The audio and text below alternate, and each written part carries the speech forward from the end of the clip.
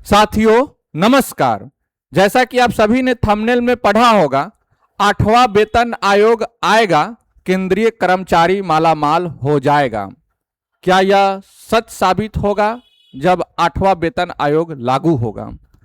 ये सारा चर्चा आज की इस वीडियो में करेंगे और हम लोग तुलनात्मक अध्ययन भी करेंगे। जब 6ठा वेतन आयोग से 7वां वेतन आयोग जब आया था, तब फिटमेंट फैक्टर कितना गुना बढ़ा था, कौन सा लागू हुआ था, बेसिक पे कितना इंक्रीज हुआ था, कैसे कैसे सारा स्ट्रक्चर बना था 7वां वेतन आयोग के, उसी आधार पे 8वां वेतन आयोग कितना हो सकता है, बेसिक पे आपका कितना हो सकता है, ये सारा चर्चा हम लोग इस वीडियो में करेंगे। पूरा गुना गणित समझेंगे कि आपका आने वाला समय में 2027 में आपका लागू हो जाएगा, ये 8वां वेतन आयोग इंप्लीमेंट हो जाएगा भारत सरकार के द्वारा। ऐसे इफेक्टिव डेट रहेगा 1 जनवरी 2026 से, यानी 1 जनवरी 2026 से आपका 8वां वेतन आयोग का जो अमाउंट है वो मिलना शुरू हो जाएगा, एरियर के रूप में मिलेगा। तो आइए हम लोग एक एक करके सारा जानकारी इस वीडियो में चर्चा करते हैं। आइए पहला पेज पे चलते हैं। देखिए, पहले 7वां वेतन आयोग के बारे में हम लोग कुछ चर्चा करते हैं। 7वां वेतन आयोग, 7वें सीपीसी सेंट्रल पे कमीशन की पूरी टाइमलाइन 25 सितंबर 2013 को 7वें वेतन आयोग की घोषणा हुआ था। 2013 में 7वें वेतन आयोग की घोषणा हुआ था। 2014 में क्या हुआ, आयोग ने विभिन्न कर्मचारी संगठनों से सुझाव लेना शुरू किया। 19 नवंबर 2015 को आयोग ने अपनी रिपोर्ट सरकार को सौंपी। 29 जून 2016 को केंद्रीय मंत्रिमंडल ने रिपोर्ट को मंजूरी दी। 29 जून 2016 को 1 जनवरी 2016 से संशोधित वेतन प्रभावी माना गया और कर्मचारियों को बाद में एरियर मिला। अब देखिए 8 सीपीसी के बारे में, अब तक की टाइमलाइन के बारे में चर्चा करते हैं। 16-17 जनवरी 2025 को 8वें वेतन आयोग की घोषणा की जाती है भारत सरकार द्वारा, केंद्र सरकार द्वारा। अक्टूबर 2025 में टर्म्स ऑफ रिफरेंस को मंजूरी और आयोग की संरचना तय की गई और नवंबर में, जैसा कि आप सभी जानते हैं, 3 नवंबर 2025 को वेतन आयोग का गठन कर दिया गया। 8वें वेतन आयोग का गठन कर दिया गया। 2026 में अभी आप लोग देख भी रहे होंगे न्यूज में, देश भर में कर्मचारी संगठनों, पेंशन भोगियों और मंत्रालयों से सुझाव लिए जा रहे हैं। अगले 18 महीने में आयोग अपनी रिपोर्ट सरकार को देगा। आयोग को 18 महीना का टाइमलाइन दिया गया है कि 18 महीना के अंदर आप अपना रिपोर्ट सरकार को पेश कीजिए, तब सरकार उसको लागू करेगी। रिपोर्ट पर सरकार की मंजूरी के बाद ही नई पे मैट्रिक्स, फिटमेंट फैक्टर, बेसिक पे, एचआरए, टीए आदि लागू होंगे। अब यहाँ थोड़ा गौर करने वाला बात है कि नवंबर 2025 में गठन हुआ था 8वें वेतन आयोग का। अब 1.5 साल के अंदर में, 1.5 साल के 18 महीने के अंदर में, यानी कि लगभग जब देखिएगा तो जून 2027 तक ज़्यादा चांस है, जून 2027 तक ये अनाउंस हो जाएगा। 8वें वेतन आयोग का जो सिफारिश है ये आपका गैजेट में पब्लिश हो जाएगा। 2027 जून में ज़्यादा चांस है। जैसे कि उस समय भी देखिए 29 जून 2016 को हुआ था, इस वक्त भी ज़्यादा चांस है कि जून 2027 में आपका ये लागू हो जाएगा। लेकिन ये लागू कब से आपको इफेक्टिव डेट रहेगा? 1 जनवरी 2026 से, 1 जनवरी 2026 से। अब क्या होगा, 1 जनवरी 2026 से लेके जून 2027 तक का आपको एरियर मिलेगा। जैसे कि यहाँ भी देखिए 1 जनवरी 2016 से ही लागू था और जब घोषणा हुआ कब, 29 जून 2016 को, तो उधर 6 महीना का उस समय भी एरियर मिला था। इस वक्त भी 1.5 साल का लगभग आपको एरियर देखने को मिलेगा। चलिए, 8वां वेतन आयोग के बारे में ये समझ में आ गया कि ये कब आपका घोषणा कब हो जाएगा कि हाँ लागू हो गया, गैजेट में कब पब्लिश हो जाएगा 8वां वेतन आयोग। अब देखिए 7 सीपीसी बनाम 8 सीपीसी एक नजर में देखिए। अब विषय 7 सीपीसी 8 सीपीसी, घोषणा कब हुआ था? ये 2013 में हुआ था, ये 2025 में हुआ था। प्रभावी आधार तिथि था 1 जनवरी 2016, ये 1 जनवरी 2026 हो जाएगा। न्यूनतम बेसिक पे 7वां वेतन आयोग में क्या रखा गया था? 18,000। अभी 8वां वेतन आयोग में तय नहीं किया गया है, वो हम लोग चर्चा करेंगे कितना हो सकता है। फिटमेंट फैक्टर कितना था? 2.57 था 8 सीपीसी में। अभी कुछ चर्चा इसके बारे में नहीं किया गया है। चलिए आगे चलते हैं। अब आगे देखिए अब 6 सीपीसी और 7 सीपीसी का तुलनात्मक अध्ययन हम लोग थोड़ा करते हैं। अब देखिए लागू वर्ष कब था? 6 सीपीसी छठा वेतन आयोग 2006 में लागू हुआ था, वही सातवां वेतन आयोग 2016 में। न्यूनतम बेसिक पे क्या था? छठा वेतन आयोग में 7,000 था, वही सातवां वेतन आयोग में न्यूनतम बेसिक पे 18,000 था। अधिकतम बेसिक पे कितना था? 80,000 कैबिनेट सचिव, 90,000 फिक्स कर दिया गया था। अभी सातवां वेतन आयोग में कितना रखा गया है अधिकतम वेतन रखा गया है 2,50,000 यानी 2.5 लाख है। फिटमेंट फैक्टर क्या था? 1.86 था, अब 2.57। अब फिटमेंट फैक्टर यहां पे बार बार आपको सुनने को मिल रहा है। फिटमेंट फैक्टर क्या था? फिटमेंट फैक्टर क्या होता है?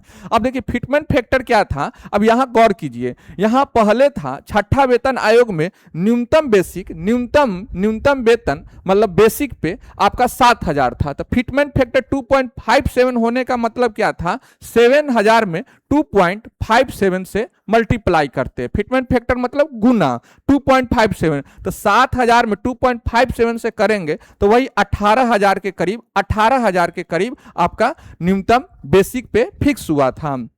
उसी तरह जिसका 10,000 रहा होगा उसमें 2.57 से मल्टीप्लाई हुआ होगा, जिसका 15,000 था उसको 2.57 से मल्टीप्लाई, इस तरह आपको फिक्सेशन हुआ था। चलिए अब फिटमेंट फैक्टर के बारे में समझ में आ गया। वेतन संरचना उस वक्त क्या था? छठा वेतन आयोग में पे बैंड ग्रेड पे था, और अब सातवां वेतन आयोग में अभी जो चल रहा है पे मैट्रिक्स लेवल हो गया। वार्षिक वृद्धि 3% इंक्रीमेंट अभी भी वही लगभग चल रहा है। चलिए आगे आइए। अब देखिए छठा वेतन आयोग सातवां वेतन आयोग, बेसिक पे जिसका 7,000 था तो 18,000 कर दिया गया, 7,000 का 18,000 कर दिया गया, यानी 2.57 से मल्टीप्लाई किया गया।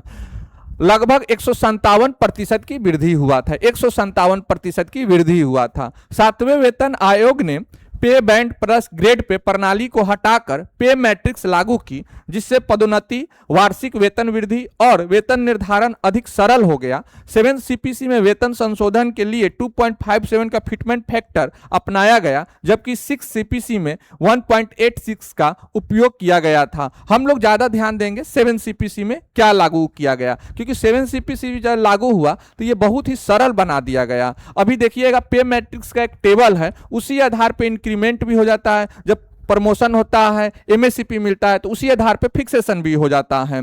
चलिए आइए आगे देखते हैं। अब देखिए पे लेवल 7 सीपीसी का बेसिक पे कितना था? 6 सीपीसी का उस वक्त ग्रेड पे चलता था, जिसका ग्रेड पे 1800 था उसका बेसिक 18,000 हो गया, 1900 था उसका बेसिक 19,900 हो गया। लेवल 2 का अभी बेसिक लेवल 2 में जब आप ज्वाइन करते हैं तो आपका शुरुआत बेसिक पे 19,900 से होता है, इसका कहने का मतलब यही है। लेवल 3 का 21,700 था जिसका ग्रेड पे 2,000 था। उसी तरह आगे जब देखिएगा लेवल 18 में अभी 2,50,000 अभी बेसिक पे है, 2,50,000 बेसिक पे है अभी लेवल 18 में, ये सबसे हाईएस्ट बेसिक पे है। तो इसी तरह आपका अभी 7 सीपीसी का यही आधार है। जब आप एंट्री करते हैं जॉब में, जब आप एंट्री करते हैं, अगर लेवल 1 में एंट्री करते हैं, लेवल 1 में आप ग्रुप डी होते हैं, एमटीएस होता है, ये सब पोस्ट पर अगर आप एंट्री करते हैं तो आपका बेसिक पे कितना रहेगा? 18,000 रहेगा। वही लेवल 2 में जैसे कि एलडीसी ये सब में ज्वाइन करते हैं तो 19,900 रहेगा। लेवल 3 है, लेवल 4 है, लेवल 5, लेवल 6, लेवल 7, अब लेवल वाइज कर दिया गया है। चलिए आइए आगे देखते हैं। संभावित बेसिक पे अब सातवां वेतन आयोग के बारे में चर्चा किए, कितना गुना सैलरी बढ़ा था। अब देखते हैं हम लोग कि 8वां वेतन आयोग में संभावित क्या हो सकता है। तो देखिए 7 सीपीसी का बेसिक पे अभी जो चल रहा है 18,000 किसी का बेसिक पे है, यानी लेवल 1 का, तो हम लोग संभावित मानते 2.28 फिटमेंट फैक्टर मानते हैं तो उसका बेसिक पे हो जाएगा 41,040 हो जाएगा। अगर 2.57 ही हम लोग मानते हैं तो 46,260 हो जाएगा। अगर 2.86 अगर होता है तो 51,480 हो जाएगा। ऐसे विभिन्न कर्मचारी संगठन 3 मांगा है, 3.5 मांगा है, 3.25 मांगा है, इस तरह फिटमेंट फैक्टर मांगा है। तो हम लोग यहाँ लेवल 1 से ही हम लोग चर्चा करते हैं। अगर किसी कर्मचारी का न्यूनतम बेसिक पे 18,000 है तो उसका कितना हो जाएगा? अगर मान लिया अगर 2.28 फिटमेंट फैक्टर अगर लागू होता है तब। अगर हम लोग मानते हैं, एक एग्जाम्पल के जरिए समझिए, एग्जाम्पल के जरिए समझिए, अगर हम लोग मानते हैं कि नहीं फिटमेंट फैक्टर दो ही लागू होगा, फिटमेंट फैक्टर दो ही लागू होगा, तो दो कहने का मतलब क्या हो गया कि बेसिक में दो से गुना हो जाएगा, बेसिक जो आपका है उसमें दो से गुना हो जाएगा। यानी जो 18,000 जो आपका बेसिक है, लेवल 1 का 18,000 बेसिक है, तो अब उसका बेसिक कितना हो जाएगा, 36,000 हो जाएगा, 36,000 उसका बेसिक पे हो जाएगा। डीए क्या हो जाएगा, डीए तो अब मर्ज हो जाएगा, डीए खत्म हो जाएगा, तो उस वक्त जीरो से शुरू होगा, तो डीए यहां पे जीरो हो जाएगा, डीए जीरो हो जाएगा। एचआरए क्या हो जाएगा, एचआरए एक्स सिटी का, एचआरए के बारे में आप लोग जानते होंगे या नहीं भी जानते थे, एचआरए को 3 कैटेगरी में बांटा है, एक्स वाई जेड सिटी में बांटा है। तो एक्स सिटी में अभी एचआरए कितना है, 30% है, वाई सिटी में 20% है, जेड सिटी में 10% है। तो अगर मान लीजिए कलकत्ता, दिल्ली, चेन्नई, मुंबई ये सब जगह आप रहते हैं तो आपका एचआरए कितना मिलेगा, 30% मिलेगा। तो 36,000 का 30% करेंगे तो 10,800 हो जाएगा। वही अभी ट्रांसपोर्ट अलाउंस टीए क्या है, टीए टीपीटी जो होता है, टीए टीपीटी जो होता है 1350 से 3600 है, 1350 से 3600 है, 1350 लेवल 1 वाले को मिलता है, 1350 प्लस इसमें डीए भी मिलता है, डीए भी मिलता है। लेकिन जब लागू होगा उस वक्त तो डीए जीरो रहेगा, तो 1350 ही हम लोग मान के चलते हैं। जब टोटल ऐड करेंगे तो कितना के आसपास सैलरी बनेगा, 48,000 के आसपास, 48,000 के आसपास आपका सैलरी बनेगा, 48,000 के आसपास। वही देख लीजिए अभी अगर जब ये लागू होगा 8वां वेतन आयोग, तो सबसे लेवल 1 वाला को न्यूनतम सैलरी यानी 48,150 उसको सैलरी मिलेगा। अब इसमें से क्या होगा कि 10% बेसिक और डीए का 10% आपका एनपीएस के लिए या यूपीएस के लिए कट जाता है। तो 36,000 है तो 3600 घट जाएगा, यानी 4,000 के करीब घटेगा, तो 44-45,000 के करीब इन हैंड सैलरी आपको मिलेगा, इन हैंड सैलरी आपका 44,000-45,000 के करीब मिलेगा। अब वही देखिए अभी जो 7वां वेतन आयोग है, 7वां वेतन आयोग है, तो इसमें थोड़ा देखिए कि अभी कोई लड़का ज्वाइन करता है एमटीएस के पोस्ट पे, तो अभी उसको कितना सैलरी मिलेगा। एमटीएस के पोस्ट पे अगर ज्वाइन करता है, कोलकाता में ही ज्वाइन करता है, कोलकाता में ज्वाइन करता है, कोलकाता में ज्वाइन करता है, तो बेसिक पे क्या रहेगा बाबू, बेसिक पे आपका 18,000 रहेगा, 18,000 रहेगा लेवल 1 के लिए, 18,000 रहेगा। अब यहाँ पे डीए क्या रहेगा, अभी डीए मान के चलिए 60% है, 60% है, 18 छक्के 108, तो 10,800 आपका ये डीए हो जाएगा। डीए अभी हम लोग 60% मान रहे हैं, 60% मान रहे हैं डीए, तो 10,800 हो जाएगा। एचआरए क्या हो जाएगा, एचआरए क्या हो जाएगा, एचआरए क्या हो जाएगा आपका, अभी एचआरए 30% मिलेगा, तो 18 तिहाई 5400 एचआरए हो जाएगा। टीपीटी क्या हो जाएगा, टीपीटी क्या हो जाएगा, टीपीटी हो जाएगा 1350 प्लस 60% इसका मिलेगा, 1350 प्लस 1350 का 60%, तो 1400 ही हम लोग मान लेते हैं। तो 1400 का 60% कितना हो जाएगा, 60%, 14 छक्के 84, 14 छक्के 84, 840 रुपया ये, 1350 ये हो गया, यानी 0 4 5 9 8 3 11 2190 रुपया ये हो जाएगा, 2190 रुपया ये हो जाएगा। अब मोटा मोटी जोड़ लीजिए, 18,000 11,000 29,000 यहाँ पे 5400, 29 5 34,400, 34,000 और 2 36,500 के आसपास आपका सैलरी बन रहा है, 36,500 का करीब सैलरी, करीब लगभग हम जोड़ रहे हैं 36,500 के करीब। इसमें से क्या होता है, ये बेसिक और डीए का 10% माइनस हो जाता है, बेसिक और डीए का 10% माइनस हो जाता है। एनपीएस या यूपीएस जो भी आप ऑप्ट किए हैं उसके लिए 10% माइनस हो जाएगा, यानी 3600 यहां से माइनस हो जाएगा, लगभग 33,000 के करीब, 33 से 34,000 के करीब अभी आपको सैलरी मिलता है। अगर आप कहीं एक सिटी में ज्वाइन करते हैं, एक सिटी में अगर ज्वाइन आप करते हैं, यानी दिल्ली, कलकत्ता, चेन्नई, मुंबई और भी शहर है जो एक सिटी कैटेगरी में आते हैं, तो 33 से 34,000 आपको सैलरी मिलता है। वही जब 8वां वेतन आयोग आ जाएगा तब कितना सैलरी मिलेगा, लगभग 44,000 के करीब, 44,000 के करीब आपको सैलरी मिलेगा। अब यहाँ पे तुलना कीजिए, लगभग 10,000 यहाँ अंतर देखने को मिलेगा, लगभग 10,000। हम लोग मिनिमम फिटमेंट फैक्टर लागू कर रहे हैं, 2 से ही गुना कर रहे हैं। क्यों, क्योंकि अभी देखिए, अभी आप थोड़ा गौर कीजिएगा, अभी डीए कितना हो गया है, 60% लगभग है, 60% है, तो यानी 18,000 है, 18,000 ये है, और 10,800 तो डीए हो जा रहा है, 10,800 डीए हो जा रहा है। यानी अभी देखिएगा, गौर कीजिएगा, तो बेसिक गुने 1.6 चल रहा है, बेसिक इंटू 1.6 चल रहा है, और जब मर्ज कर देंगे तो लगभग 2 से तो गुना होना ही होना है, 2 से तो गुना होगा ही होगा। तो फिटमेंट फैक्टर अगर 2 भी रखा जाएगा तो आपका लेवल 1 का सैलरी 10,000 लगभग बढ़ेगा।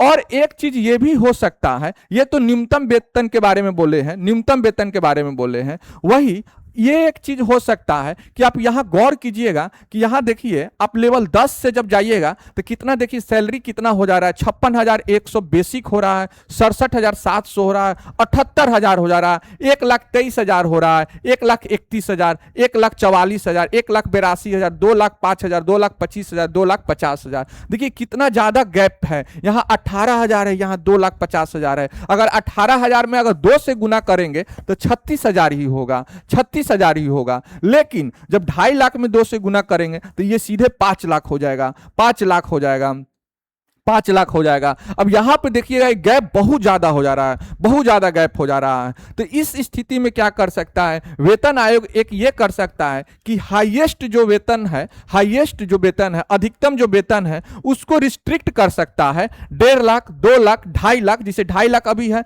अधिकतम वेतन, तो इसको 2.5 लाख, 3 लाख तक ही जाके रिस्ट्रिक्ट कर सकता है कि इससे आगे आपका वेतन नहीं बढ़ेगा। मतलब बेसिक जो वेतन है 3 लाख तक फिक्स कर देगा कि यही 3 लाख तक बेसिक रहेगा, उसके ऊपर जो भी डीए है या एचआरए टीए है वो मिलेगा ही मिलेगा। तो हो सकता है कि ये जो फिटमेंट फैक्टर लागू करेगा 2 या 2.5, ये लेवल 10 तक ही, लेवल 10 तक, 1 टू लेवल 10 तक हो सकता है कि ये फिटमेंट फैक्टर लागू करेगा, चाहे वो 2 हो, ये 2.25 हो, 2.57 हो, 3 हो, जो भी हो, लेवल 1 टू लेवल 10 तक कर सकता है। नीचे वाला का फिटमेंट फैक्टर नहीं लागू करेगा, क्योंकि नीचे वाले पे जो ज्यादा मतलब कि 11, 12, 13, 14, 15, 16, 17, 18 ये सारे लेवल पे अगर फिटमेंट फैक्टर लागू करेगा तो देखिएगा कि गैप बहुत ज्यादा हो जाएगा, सैलरी बहुत ज्यादा मतलब इंक्रीज हो जाएगा ये लोग का। तो हो सकता है कि वेतन आयोग या सरकार इस पे विचार करे और लेवल 1 टू 10 वाले का ही फिटमेंट फैक्टर लागू करे, 2 या 2.5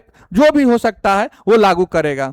तो ये हम लोग पूरा चर्चा किए हैं आपका 8वां वेतन आयोग के बारे में कि 8वां वेतन आयोग में आपका सैलरी कितना हो सकता है। 7वां वेतन आयोग का पूरा कंप्लीट अध्ययन किए हैं, तुलनात्मक अध्ययन किए कि जब 6ठा से 7वां में शिफ्ट हुआ था उस वक्त कितना सैलरी बढ़ा था और अभी कितना बढ़ेगा, और एचआरए, टीए, डीए ये सब के बारे में भी चर्चा किए हैं। अगर आपको कोई भी, अगर आप को कुछ पूछना हो या कुछ सुझाव हो तो आप कमेंट करके जरूर हमें बताइएगा, और बताइएगा कि आपको ये वीडियो कैसा पसंद आया, अपना कमेंट करके सुझाव जरूर बताइएगा। तो अभी के लिए इतना ही, मिलते हैं फिर किसी नेक्स्ट वीडियो में। Thank you so much.